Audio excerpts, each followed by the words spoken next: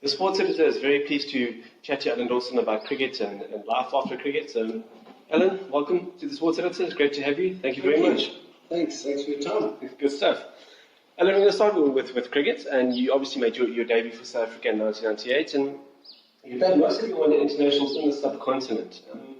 Was there any reason behind it for your career? Was it something Cricket South Africa decided on, or was that just how it worked out? Yeah, it was quite interesting because it certainly wasn't my choice. I didn't want to play most of the games in the subcontinent. I ended up playing a couple in England as well. But I think the selectors at the time, they sort of saw me as a subcontinent specialist. Okay. You know, being able to swing, being able to bowl Yorkers, being able to bowl slow balls. And it just so happened that I was branded as a subcontinent specialist. You know, I would love to have played, you know, in other countries, but unfortunately it wasn't part of the selectors' plans at the time. Yes, no, I understand. That's true. And looking at it, talking about the subcontinent, just something that people always seem to worry about is that just how good is the food in Bangladesh, for example, because you spent quite a few days there. Yeah, the food, right? No, I love adventuring, and I love adventure, and I love going to new places and getting out. And I remember clearly in Bangladesh, we were in Dhaka, and all the guys were cooped up in their bedrooms, playing TV games and getting up to whatever. And I turned around to our media liaison, who was Gerald de Kock at the time. Okay. And I said, "Come, Gerald, let's go and do something." So you get swamped when you leave the hotel, and thank goodness I wasn't a well-known international cricketer. But we put our rucksacks on and we walked the markets and the streets, and we ate street food, and it was magnificent. You know, getting to know the Bangladeshi culture and their food and all that. So yeah, no, I'm game for anything, and I'm happy to try anything. So I certainly didn't have a problem with the food. You know, my philosophy is if you can't identify it, don't eat it. But no, it was tasty. I loved it, and you know, loved adventures all over the subcontinent. That's brilliant. Talking about adventures, that when you played against Australia in the semi-final of the Commonwealth World Cup, and I think South Africa were at the backs of the wall, and you came in and you were with Nicky Boje, if I'm not mistaken, batting there, and you, I think, put in a brilliant partnership to get to the final. And Steve Hall was actually captain of the Australian side. Can you tell us a bit more about that game, and how was that for you? I mean, well, that whole episode was actually, I wasn't picked to go to the Commonwealth Games. Oh. What had happened, South Africa had just been on, I think, on about a 3.5-month tour to England, and there were certain guys that didn't want to go to the Commonwealth Games. Guys like Pat Simcox, John T. Rhodes, Gary Christian, Darryl Cullen, Hansie, Alan Donald, and Lance Klusener was picked. But then he pulled out, I think he got injured. So I was like a late inclusion into that side. And it was funny how it worked. I missed the first game against Ireland, and then I played all the other games. And did well, obviously, being subcontinent conditions. Yeah, but what had happened, it was the first time that I'd ever batted in 11 against Sri Lanka. It was funny, the wicket was wet, and what they'd done, they had thrown sawdust down, and then they'd spray-painted glue onto the wicket in order to hold it. So the ball was turning miles. And I mean, the Sri Lankan spinners, you know, they sort of wrapped us up. We had to chase a small turtle. And Nicky and I had just been on a 6-week held tour with the South African A side to Sri Lanka. And we weren't fond of the Sri Lankans. And when I walked in, we needed, I think it was 32 runs or 21, I can't even remember how many runs. Nicky and I both got together in the middle. And we just both said to each other, we're not going to lose to these buggers. And we just grounded out. Sure. And it was funny in that none of us were dropped. We just, you know, we scored the runs and we just picked got ones and twos, ran really hard. And the next thing there, we put on 11 run or 11 or 10th wicket partnership and won the game in order to get us into the final against a pretty much full strength Australian side, barring Glenn McGrath and Shane Moore. That's brilliant. That's absolutely brilliant. Can we talk about something that's perhaps a bit sensitive, but I'd like to get a bit more understanding about it. The 1999 Cricket World Cup. It may be a mixed bag of emotions for you. How they handled it in the sense that you were called up, so to say, but never actually got to play a game. Yeah, I was, it was frustrating at times. There was the game against Australia where the famous game where Herschel dropped the catch, where I thought I should have played, but the selectors at the time deemed it best for the side that Nicky Boje played. And at Headingley, historically, you didn't play a spinner. And Nicky Boje and Hansie filled the fifth bowler slot, and I think they went for about 88. So that game, I think I was a bit annoyed that I wasn't picked. But, that was the selectors at the time making that choice. Del Benkenstein and I, Benken's a good mate of mine, and, we got together and we realized that we weren't going to play. South Africa was the only side in the whole tournament that didn't use their full squad. Sure.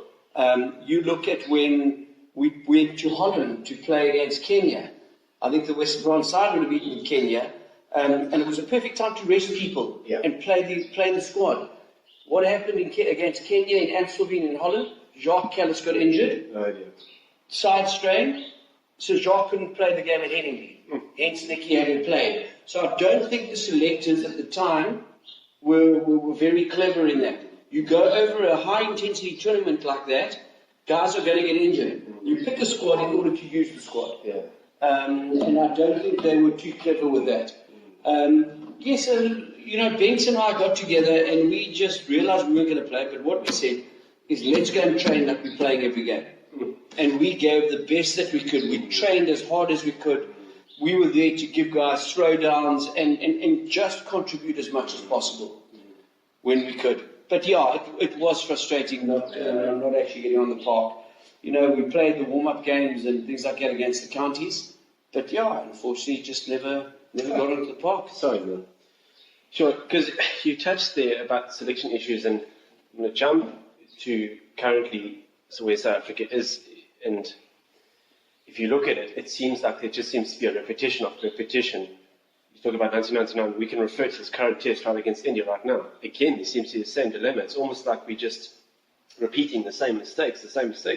What is it in South Africa where we don't seem to, and even some players there's a player who's retired now says we're rebuilding, and we seem to use it phrase over and over again. Why do we keep on seem to make the same mistake? Rebuilding is completely overused. We continue rebuilding, but the problem to me starts at the top. Absolutely. It starts at the top and it filters down. Yeah. I think 2 years ago I was asked to be convener selectors at the Cape Cobras, and I saw the problems from a provincial point of view. Okay. And I got to a point where I realized it didn't matter what team I had selected, it wasn't going to solve the problem. Yeah. And I lasted 6 weeks as convener. I just couldn't work in that system. The executives and directors, they had to make some serious decisions, which they weren't prepared to do. Whether they were protecting people, I don't know. I look at South African cricket, and I tell you what, we've got a hiding now. We're going to get a hiding against England. And it's going to be embarrassing on our own shore. There are some serious problems. South African cricket needs to be honest with themselves. They need to go and find a mirror and take a deep, hard look at themselves. Absolutely. And start making cricketing decisions and not personal decisions. Go and pick the best side and give the best players the opportunity. Absolutely. From provincial cricket. Yeah, no, 100% correct. There are big problems and they need to sort it out. It's not going to go away until you deal with it. Yeah. That's true. So Yeah, it's going to be very interesting to see what happens because to try and come back from this defeat to India is just not going to be easy. It's tough. I mean, you look at the body language of some of the Absolutely. senior players, they are broken. Yeah. I feel for the guys. Yeah. I feel for the guys. You've got to go there and find out, do we have the right coaching staff there? You know, let's be honest, you know. Absolutely. If we need a clean out, now's the time to have a clean out. For sure. The World Cup just Back happened. at the rebuilding, Yeah. have a clean out now. Yeah. So that you can prepare now for the next World Cup. You can start building. Yeah. If there's old wood on the board or in the team or whatever, get rid of it. Yeah, that's what. Start new, Yeah. start fresh. Start the building block properly. The only way you build is by proper foundations. It's true. Otherwise, the house is always going to collapse. Yeah, that's true. And look what's happening here. Exactly. Well, there we go. Sure. Interesting times ahead. We're talking about Test cricket. Alan, why did you not want to pursue Test cricket? What was it? You just want to stick with on the white? No, it's not that I didn't want to pursue Test cricket. It was just the way things happened. I went to Bangladesh. There was a tri-series in Dhaka, India, Bangladesh, and South Africa, which we ended up drawing against India, sharing the trophy because the final was washed out, and I got man of the tournament. I wasn't picked for the 2 tests in Chittagong and Dhaka. I was going to fly home. I then got a phone call from Omar Henry, who was the convener of selectors, said, listen here, we want you to stay for the test matches. I was more surprised than anybody else. People had to fly my kit out my white kit out to Bangladesh, and I ended up playing the 2 tests. And I think I did fairly well. And then the next thing, the tour to England. The squad was picked, and I got picked in the one-day side, but not the test side. And I was a bit aggrieved. I thought, shit, is that strange? You know, I did nicely in Bangladesh, 2 tests there, and, going to England, opportunity to swing the ball. Yeah. So I approached Omar Henry, and I said, Omar, I'd just like to have a conversation with you. I'd just like to know why I'm not selected in the test side. And his answer to me was, you were lucky you got 2 tests in Bangladesh. And that was it. So that was my test career over. Wow. Thanks for coming. You did a little job in Bangladesh. Not needed.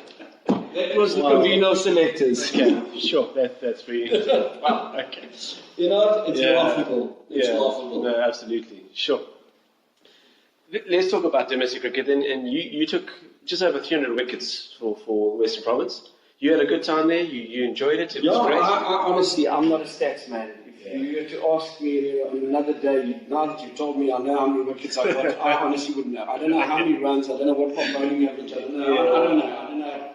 That never bothered me. Yeah. For me, the most important thing was how well the team did. Yeah. It wasn't all about personal gains. And Western Province, I'll tell you what, I had 15 hugely successful, fun years. Oh, that's great. I met so many wonderful guys that are still great mates of mine. It was brilliant. I mean, right from when I first made my debut as an opening batsman under Hilton Ackerman, our pro at the time was Alan Lamb, then from Hilton to Duncan Fletcher to Vinnie Barnes and Eric Simons and then Peter Kirsten and Shukri Conrad. And, I loved every moment of it. Oh, that's great. I really enjoyed it. I mean, it was a happy place.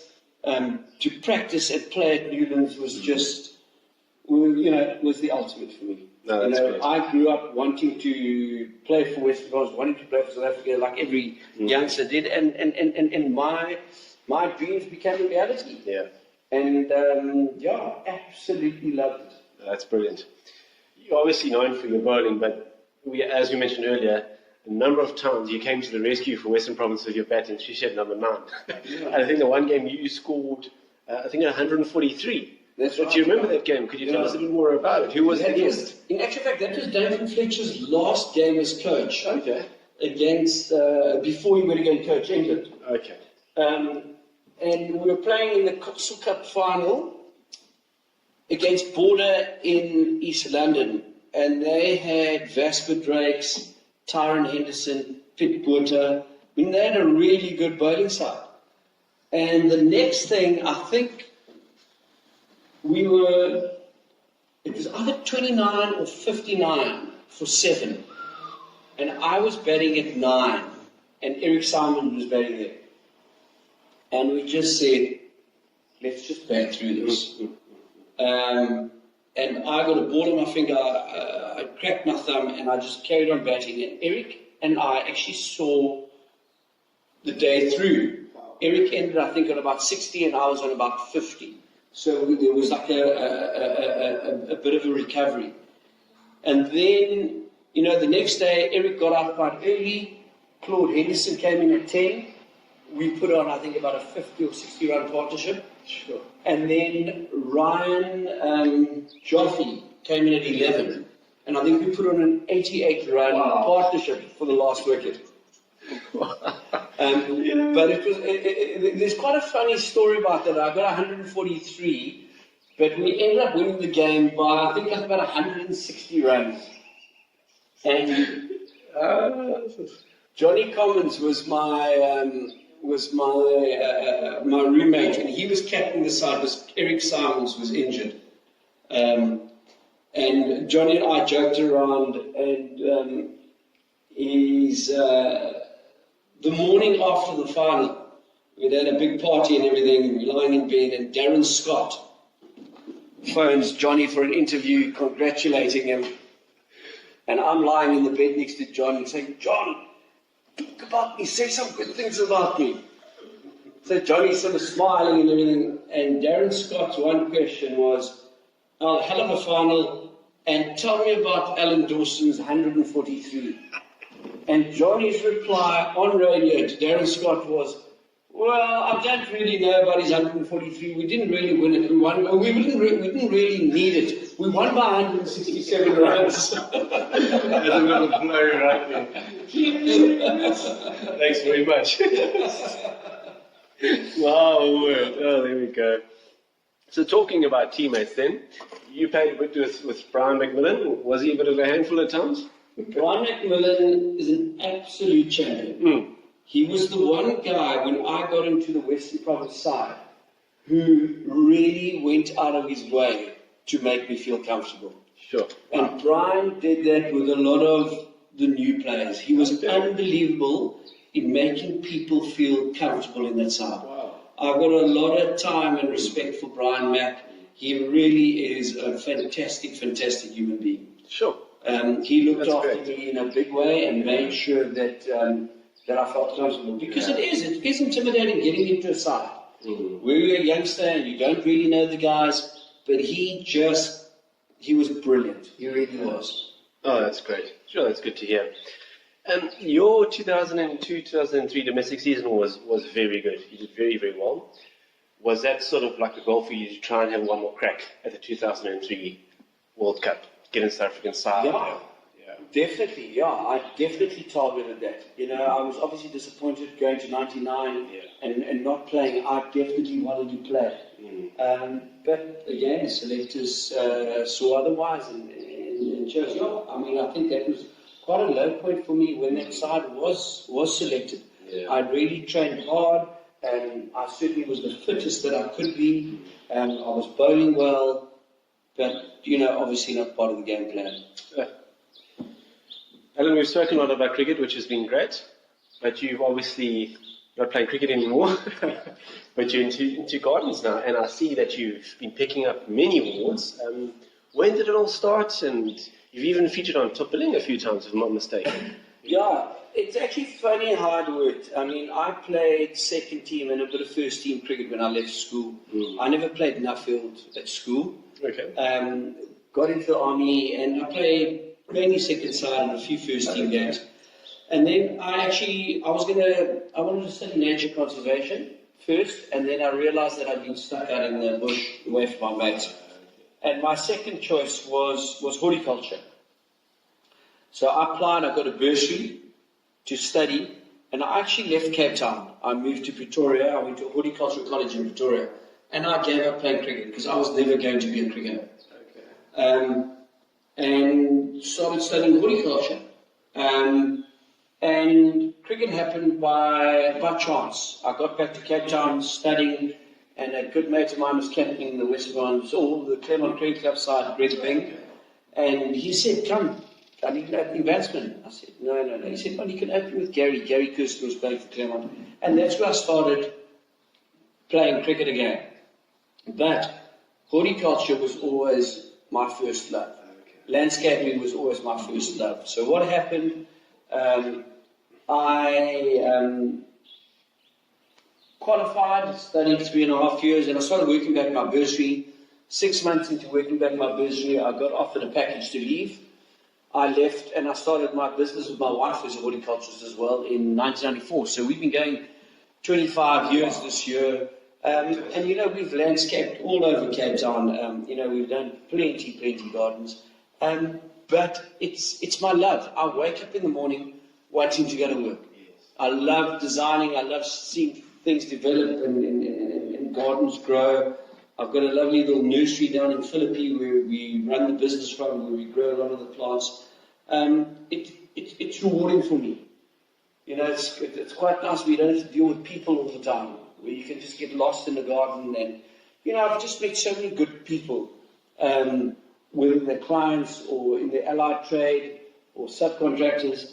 You know, I have a lot of fun doing what I do. It's lovely. And I mean, you know, I get home and in the evening after having worked all day, and I'll go and garden or do something in the garden. Yeah, that's brilliant. Could you tell us recently which one of your gardens that you've won a prize for, or which is your most impressive garden that you've done lately? Yeah, no, we've been fortunate enough. I mean, we're principal members of the South African Landscape Institute, and they have a convention once a year where you've got to enter gardens, and there's certain criteria that they're marking on. So yeah, we've been fortunate enough to have won quite a few awards. You know, every garden is unique. You know, every client is unique. Every site's unique. So every garden's got something different. But I mean, we've just finished doing our biggest domestic landscape now, a job up in Bishop's Court, which took us just over a year to complete. You know, a monster garden. But yeah, there's we've got into bed with a few developers who do townhouse developments, or not townhouse developers, who do housing developments, and you know, we do a lot of that. That's sort of our sort of core business, our sort of niche. But yeah, no, it's exciting whether we're working doing a rooftop garden in St James or you know, an estate in Valdevie, or a farm out in Paarl, or a hotel in Somerset West, or a penthouse in the middle of town, or a seaside bungalow in Clifton. It's just so varied, but exciting. You know, you never get bored. No, lovely. That's brilliant. And then to end off, and yes, we've chatted a lot about cricket and a bit about your gardening, but how's the future looking for South African cricket? I don't think it's very rosy. I go and look at the state of provincial cricket. It is a shocker. And I think people need to start being honest about the state of South African cricket, and not blindfold people and not hoodwink people. Be brutally honest about the state of our cricket, and then come together and put all agendas aside and start making decisions and start doing things for the betterment of South African cricket. I think we're in a very, very bad state. If that's the best that we can produce in India, we're in big trouble. And the powers that be, whether you need a complete clean-out, get people with a passion for the game involved. People that really want to make a difference and take South African cricket back to where it should be. Because at the moment, we're rock bottom. I just look at those players, and sure, they look dejected. They need a lot of picking up. And it's going to be difficult. But it needs to happen from the top. Absolutely. Alan, it's been so great to talk to you. It's been absolutely fascinating. Thank you so much for your time. I really enjoyed it. It's great, man. Absolute pleasure. Thank you. Anytime. Good stuff. Thanks, Alan. Cool. Sure. Hey.